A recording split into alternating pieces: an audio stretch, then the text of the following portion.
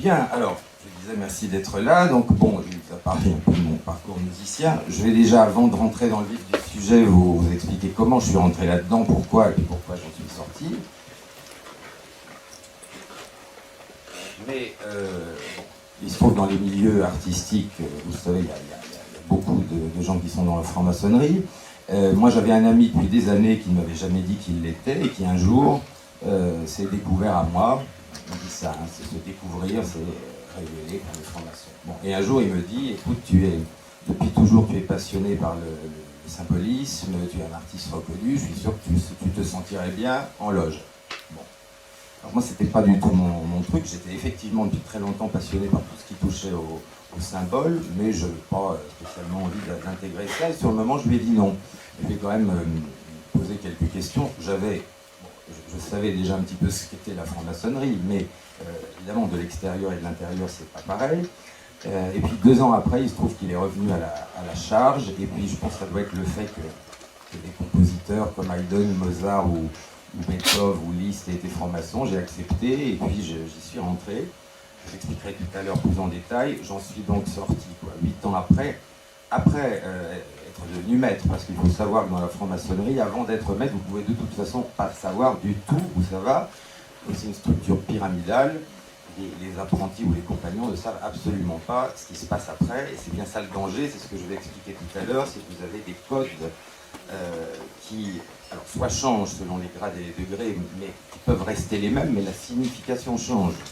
Je vous expliquerai justement tout à l'heure comment, par exemple, les aristocrates se sont fait couper la gorge après 1789 par leurs propres frères, et vous allez voir que tout ça est extrêmement prouvable, et ça n'a pas vraiment changé. Donc, ça, je vais vous expliquer ça tout à l'heure. Avant de commencer à rentrer dans le vif du sujet, il y a 3 mots qu'il faut vraiment que vous compreniez sur le plan maçonnique pour pouvoir suivre après.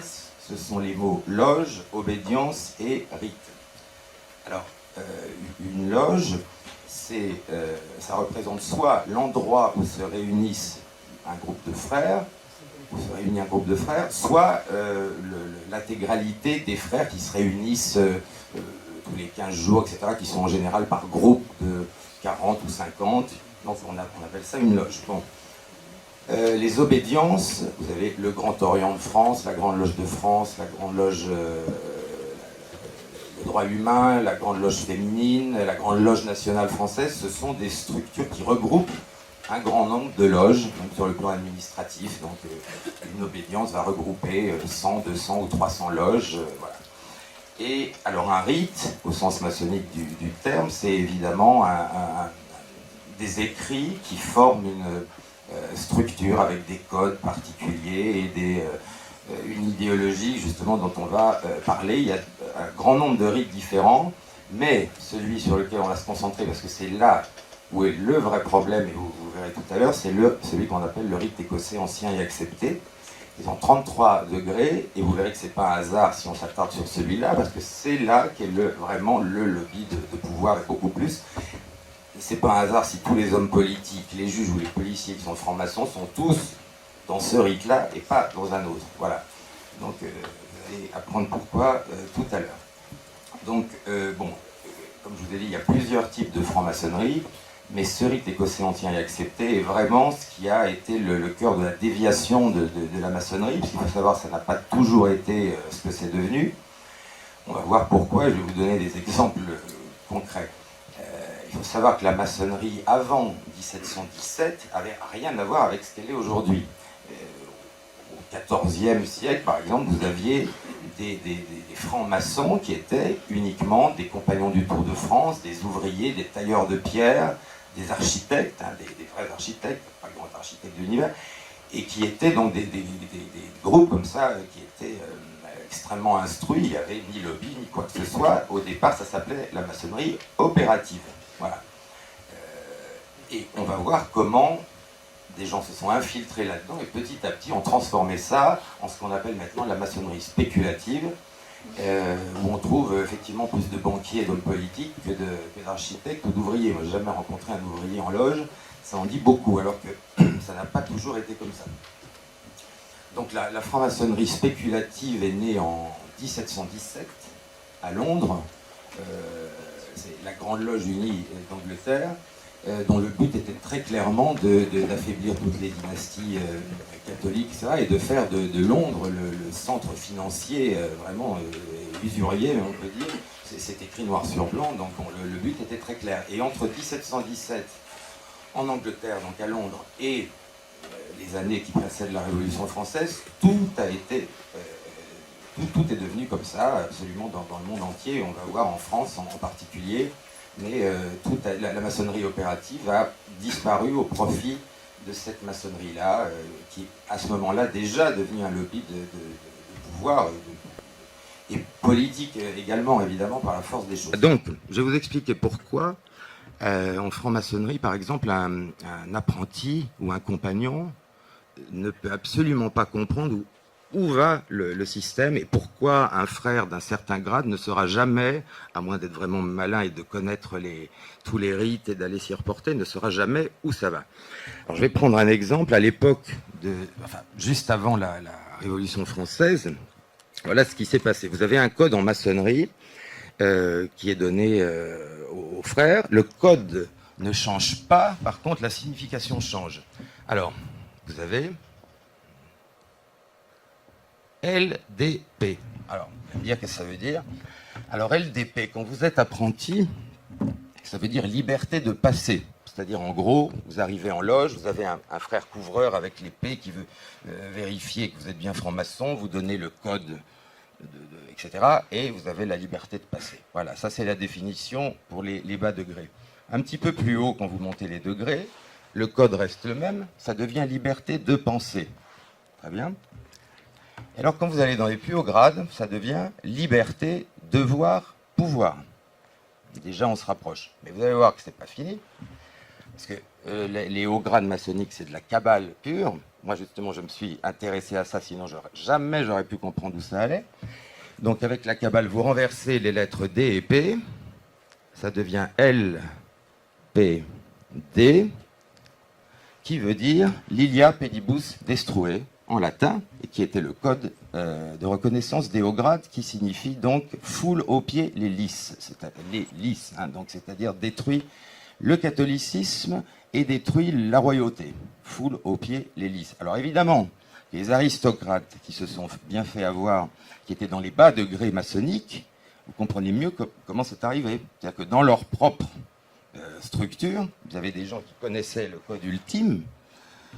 D'ailleurs, ils se sont fait la plupart du temps couper la tête par leurs propres frères. Donc vous comprenez mieux comment ça fonctionne. Et il y a toujours des choses comme ça. La signification des mots de passe change selon les grades. Voilà. Et vous allez voir qu'on a des symboles, vous savez, le compas, l'équerre, etc. Et à un certain degré, ils sont dans une position. À un autre degré, ils sont dans une autre position. Ça, vous le verrez dans le livre, parce qu'il y a toutes les photos.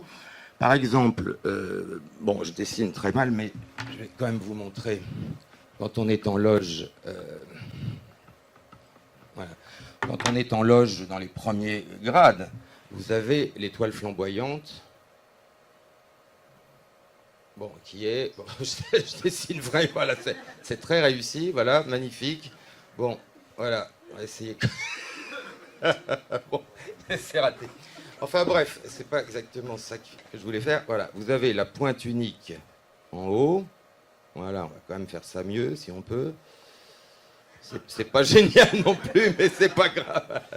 Et vous avez la lettre G au milieu. Bon, enfin, vous comprenez, ça représente le corps de l'homme et l'esprit. Bon, là, vous avez la position normale, enfin celle dont on croit qu'elle est essentiellement maçonnique, qui symboliserait plutôt l'esprit qui dirige la matière. Hein.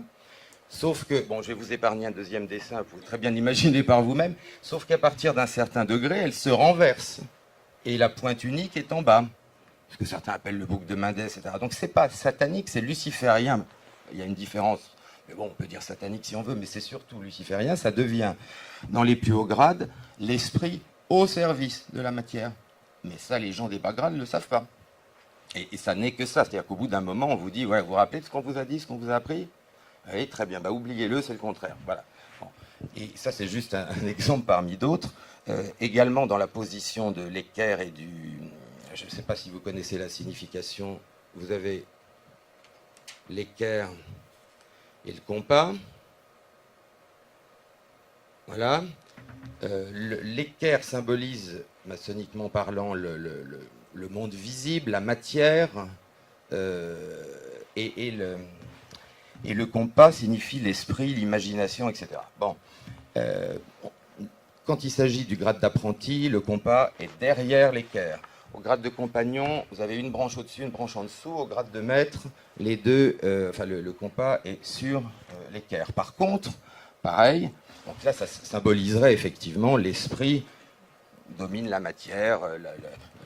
On part d'une pierre brute pour avoir une pierre cubique, etc. Sauf que, pareil, dans les hauts grades, ça se retourne et vous avez l'équerre en haut, le compas en bas. Voilà. Bon, je ne vais pas vous en donner, je pourrais continuer jusqu'à demain, mais je pense que ça suffit, vous avez bien une idée.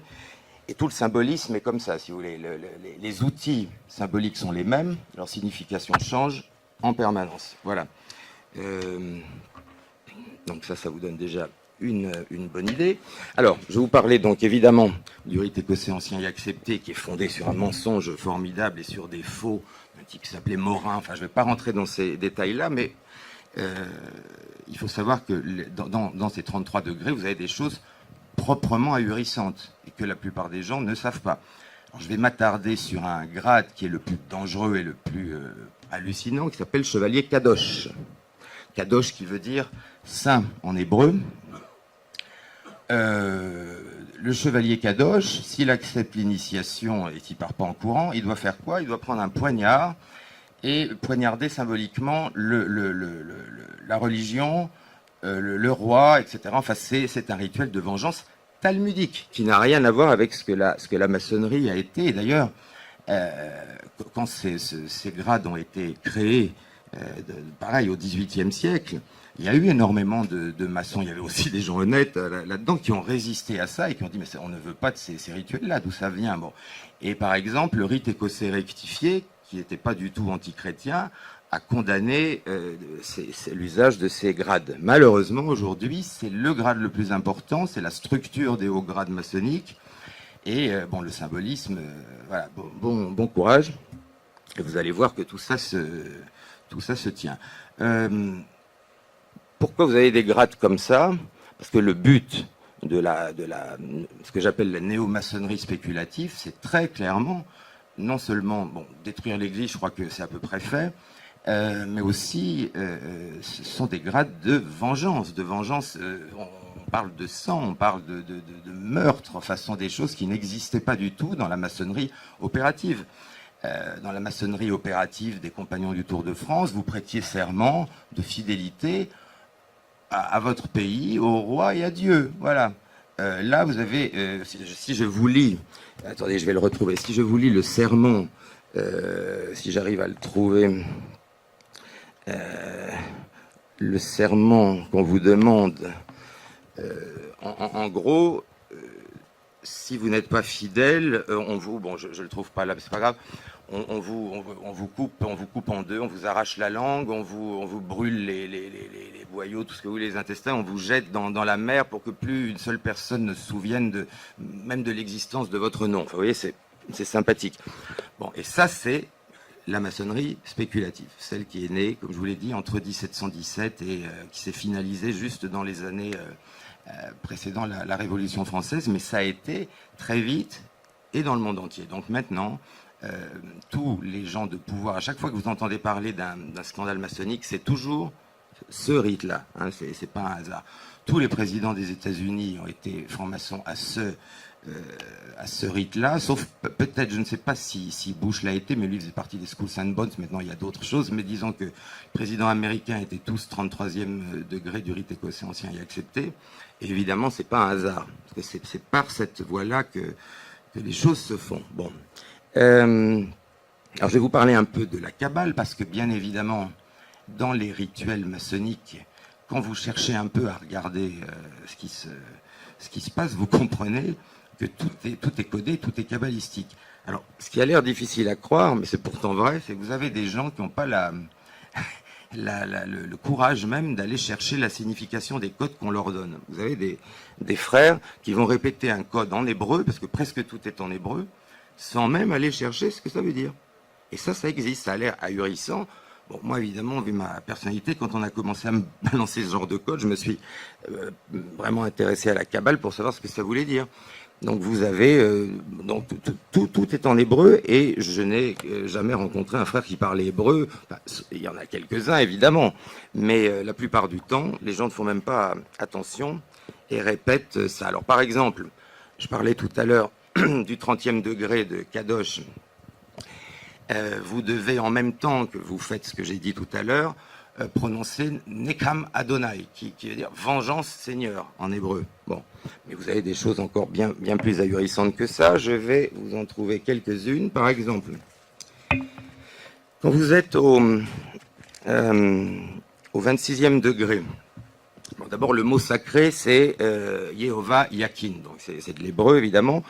Un seul Dieu, éternel et souverain en toutes choses, etc. Je vous épargne les mots de passe. Et voilà l'extrait du rituel de réception, ce que vous devez répondre pour entrer en loge. Donc on vous demande quelle est cette triple alliance. Alors accrochez-vous pour la réponse, hein, vous allez voir que la franc-maçonnerie c'est vachement laïque. Et, hein, celle que l'Éternel fit avec Abraham par la circoncision, celle qu'il fit avec son peuple, Eliram, dans le désert par l'entremise de Moïse. Alors, maintenant, si vous voulez, quand les hypocrites du Grand Orient de France viennent vous dire que c'est universaliste et pas voilà, et laïque, si on considère que la laïcité, c'est simplement effectivement critiquer le catholicisme et les musulmans, sans doute. Mais enfin, pour ce qui concerne le judaïsme et les protestants, pas du tout. Voilà. Parce que tous ces rituels dont je vous parle ont été faits par ont été créés au départ par 2 pasteurs protestants et par des juifs qui ont complètement même fait disparaître un grand nombre de codes, un grand nombre d'écrits pour les remplacer par ce que vous voyez là. Et tout le rite écossais ancien et accepté est criblé de ça. Il faut savoir que le mot de passe, par exemple, du 21e degré, c'est Phaleg, qui signifie en hébreu division et confusion. Ouais. Enfin, vous voyez déjà, bon, vous connaissez tous sans doute le fameux Ordoab Chaos. Bon, enfin, de toute façon, vous avez vu sa réalisation en Syrie ou ailleurs. Enfin voilà. Bon, et vous avez ces mots de passe, confusion, chaos, etc., que vous retrouvez toujours en hébreu. Hein. Voilà. D'ailleurs, le mot sacré du 33e degré, il faut le dire en hébreu, Mi kamoka bahelim Adonai. Voilà. Qui parmi les dieux est comme toi, Adonai? Moi, j'ai rien contre l'hébreu, hein, c'est très intéressant. Mais il ne faudra quand même pas se moquer du monde quand on nous dit que c'est universaliste, laïque. Bon, vous voyez un peu le résultat. Bon, il faut savoir aussi que la Kabbale, vous avez dû en entendre parler, mais c'est une mystique juive qui se divise en 3 choses tout à fait différentes. La Temura, le Notarikon et puis la Guématrie. Alors, on va s'attarder sur la Guématrie un petit peu. La Guématrie, c'est... vous avez chaque lettre qui possède une valeur numérale. Par exemple, Aleph égale 1, Bet égale 2, Gimel égale 3, Dalet égale 4, etc. Et ça consiste à chercher le nombre d'un mot, c'est-à-dire par exemple 1 plus 2 plus 5, etc. Ça vous donne évidemment un nombre que vous allez, selon la loi des analogies, comparer à d'autres mots qui ont la même valeur et qui sont donc kabbalistiquement liés. Vous avez aussi donc le système de la Temura. Vous prenez la première lettre de l'alphabet, vous la transformez en dernière, la deuxième en avant-dernière, etc., etc. Donc la Kabbale, c'est ça, et les codes maçonniques sont remplis de ça. Alors, je vais vous donner un exemple qui est, je pense, intéressant. Par exemple, en hébreu, le mot lumière, infini, mystère ont la même valeur numérale, ce qui est assez logique. Bon. Maintenant, si vous prenez d'autres mots, par exemple comme Messie, le Messie, en hébreu, hein, et le serpent de la Genèse, ils ont la même valeur, 358. Si vous calculez combien il y a de chances pour que 2 mots comme cela aient la même valeur numérale de 358, je ne sais pas sur du combien on est, mais 1 sur 2 milliards. Donc Vous avez ça aussi dans les codes maçonniques. Le Messie, en hébreu, et le Satan, en fait, le serpent de la Genèse, ont la même valeur numérale, ce qui évidemment, kabbalistiquement, veut dire beaucoup. Voilà, c'était juste pour vous donner un exemple.